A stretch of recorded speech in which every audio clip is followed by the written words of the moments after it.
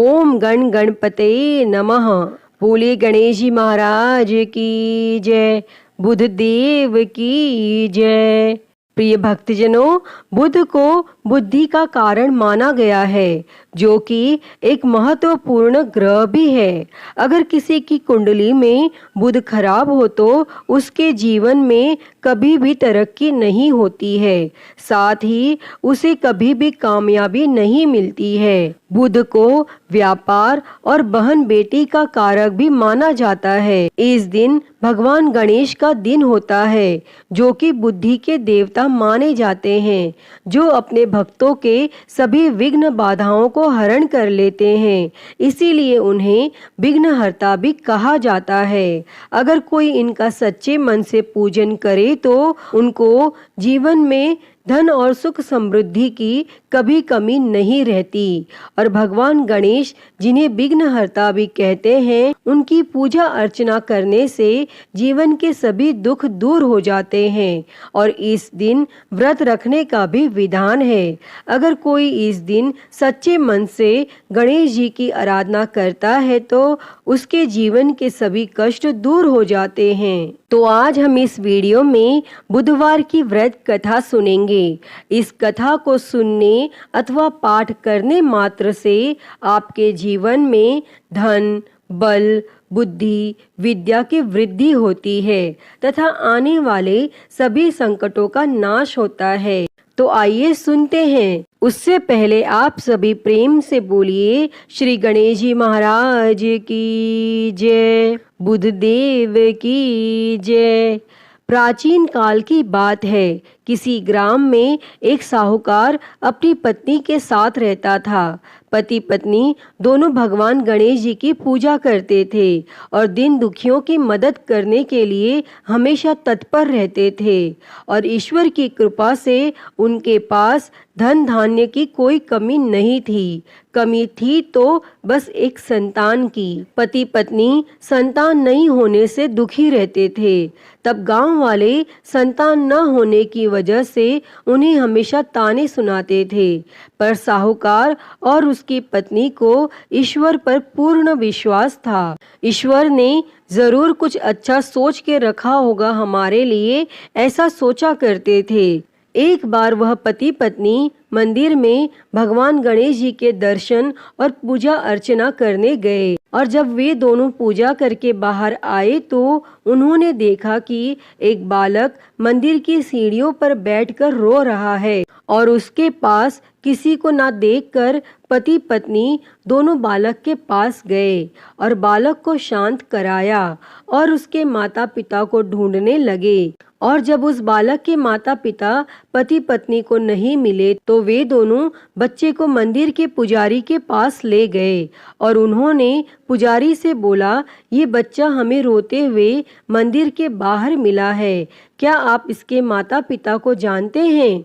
तब पुजारी ने कहा, नहीं। और अब पति पत्नी और पुजारी तीनों लोग बालक के माता पिता को ढूंढने लगे। काफी देर ढूंढने पर बच्चे के माता पिता नहीं मिले। तब पुजारी ने साहूकार और उसकी पत्नी को कहा, आप इस बालक को अपने घर ले जाइए।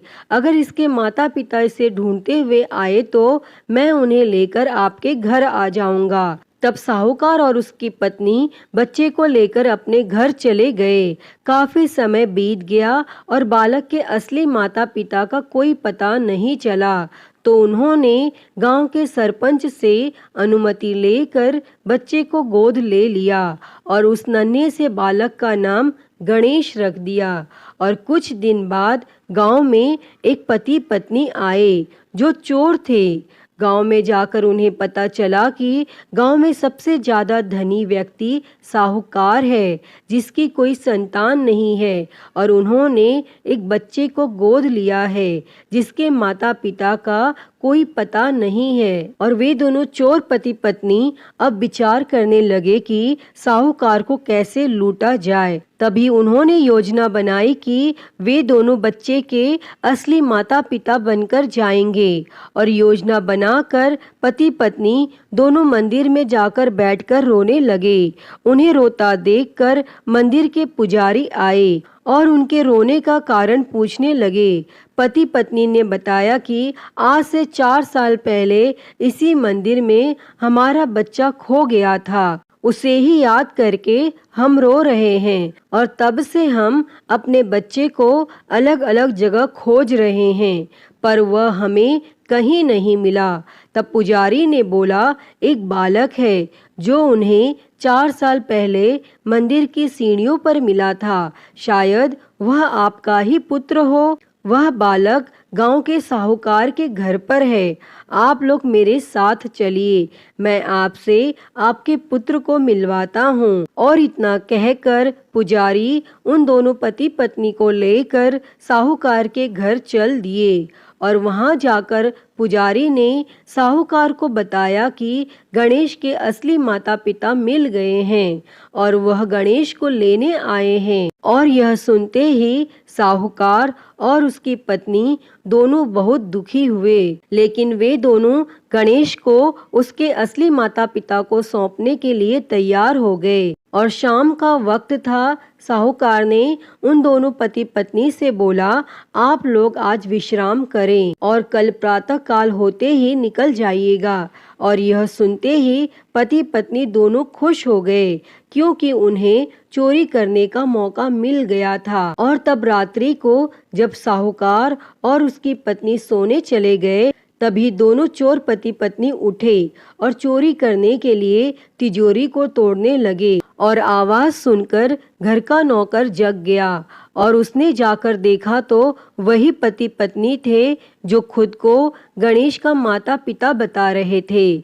तब नौकर ने कमरे का दरवाजा बाहर से बंद कर दिया और तेजी से मालिक को बुलाने लगा।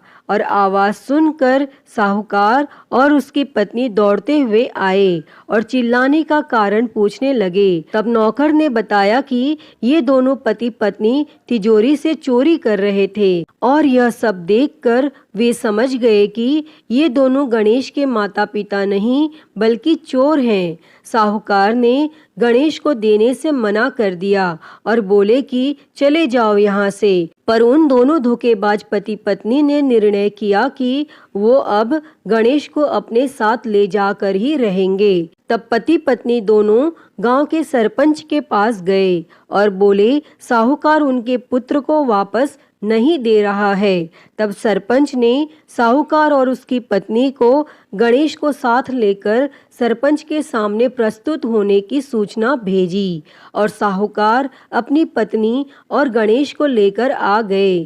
तब सरपंच ने भी फैसला किया कि साहूकार की पत्नी तथा दूसरी औरत जो गणेश को अपना पुत्र बोल रही थी, उन्हें सूर्य देवता के सामने अपना आंचल फैला के खड़े हो जाना है और जिसके भी आंचल से गणेश के मुंह में दूध जाएगा, गणेश उसका पुत्र कहलाएगा। तब दोनों औरतें अपना आंचल सूर्य देवता के सामने फैला के खड़ी हो गई और प्रार्थना करने लगी। तब भगवान गणेश जी के आशीर्वाद से साहूकार की पत्नी के आंचल से दूध की धारा गणेश के मुंह में आ गई और यह देखकर साहूकार और उसकी पत्नी बहुत खुश हुए और सरपंच ने गणेश को साहूकार को सौंप दिया और वहां खड़े सभी लोग भगवान गणेश जी की जय जयकार करने लगे। अतः हे गणेश भगवान जी, जैसी कृपा आपने साहूकार और उसकी पत्नी पर की, वैसी ही कृपा इस कथा को कहते, सुनते और हुंकारा भरते सब पर करना। तो सभी प्रेम से बोलिए, गणेश जी महाराज की जय, गणपति बाप्पा मोरया। तो आइए सुनते हैं बुधवार व्रत की एक और कथा। उससे पहले आप सभी प्रेम से बोलिए, श्री गणेश जी महाराज की जय, बुध देव की जय। प्राचीन काल की बात है। समतापुर नगर में मधुसूदन नामक एक व्यक्ति रहता था। वह बहुत धनवान था। मधुसूदन का विवाह बलरामपुर नगर की एक सुंदर लड़की संगीता के साथ हुआ था। एक बार मधुसूदन अपनी पत्नी को लेने बुधवार के दिन बलरामपुर गया और मधुसूदन ने पत्नी के माता पिता से संगीता को विदा कराने के लिए कहा, परंतु माता पिता बोले, बेटा आज बुधवार है, बुधवार को किसी भी शुभ कार्य के लिए यात्रा नहीं करते। लेकिन मधुसूदन नहीं माना और उसने ऐसे शुभ अशुभ की बातों को न मानने की बात कही। तब संगीता के माता पिता ने मजबूरी में अपनी बेटी की विदाई की और दोनों ने बैलगाड़ी से यात्रा प्रारंभ की और 2 कोस की यात्रा के बाद उसकी गाड़ी का एक पहिया टूट गया और वहां से दोनों ने पैदल की यात्रा शुरू की।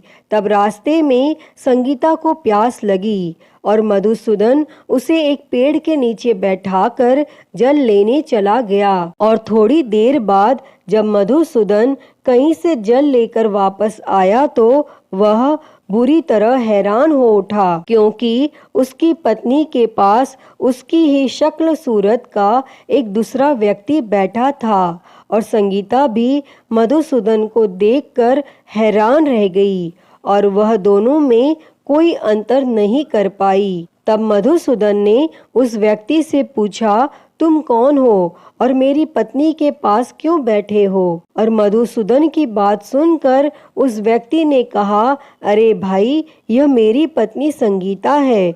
मैं अपनी पत्नी को ससुराल से विदा करा कर लाया हूँ, लेकिन तुम कौन हो जो मुझसे ऐसा प्रश्न कर रहे हो? और यह सुन मधुसूदन ने कहा, तुम जरूर कोई चोर या ठग हो। यह मेरी पत्नी संगीता है, मैं इसे पेड़ के नीचे बैठाकर जल लेने गया था। तब इस पर उस व्यक्ति ने कहा, अरे भाई, झूठ तो तुम बोल रहे हो। संगीता को प्यास लगने पर जल लेने तो मैं गया था। मैंने तो जल लाकर अपनी पत्नी को पिला भी दिया है। अब तुम चुपचाप यहाँ से चलते बनो, नहीं तो किसी सिपाही को बुलाकर तुम्हें पकड़वा दूंगा। और इस तरह दोनों एक दूसरे से लड़ने लगे और उन्हें लड़ते देख बहुत से लोग वहां एकत्र हो गए और नगर के कुछ सिपाही भी वहां आ गए और सिपाही उन दोनों को पकड़कर राजा के पास ले गए। और सारी कहानी सुनकर राजा भी कोई निर्णय नहीं कर पाया और संगीता भी उन दोनों में से अपने वास्तविक पति को नहीं पहचान पा रही थी और राजा ने दोनों को कारागार में डाल देने के लिए कहा। तब राजा के फैसले पर असली मधुसूदन भयभीत हो उठा। तभी आकाशवाणी हुई, मधुसूदन, तूने संगीता के माता पिता की बात नहीं मानी और बुधवार के दिन अपने ससुराल से प्रस्थान किया और यह सब भगवान बुद्धदेव के प्रकोप से हो रहा है।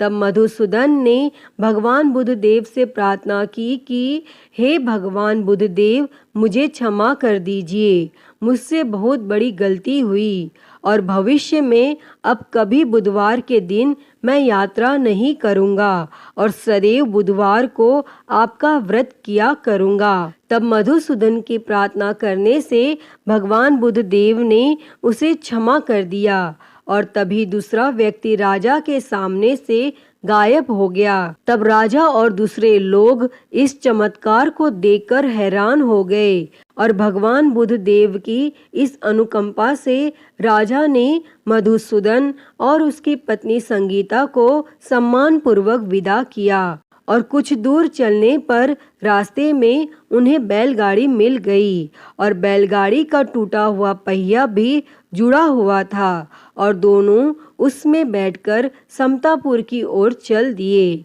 तब मधुसूदन और उसकी पत्नी संगीता दोनों बुधवार को व्रत करते हुए आनंद पूर्वक जीवन यापन करने लगे और इस तरह भगवान बुद्धदेव की कृपा से उनके यहाँ खुशियाँ बरसने लगी और जो भी स्त्री पुरुष विधिवत बुधवार का व्रत करके व्रत कथा सुनते हैं, भगवान बुद्धदेव उनके सभी कष्ट दूर करते हैं। अतः हे भगवान बुद्धदेव जी, इस कथा को कहते, सुनते और हुंकारा भरते सब पर अपनी कृपा बनाए रखना, सभी के कष्टों को दूर करना। तो सभी प्रेम से बोलिए भगवान बुद्धदेव की जय, गणेश जी महाराज की जय, गणपति बाप्पा मोरया।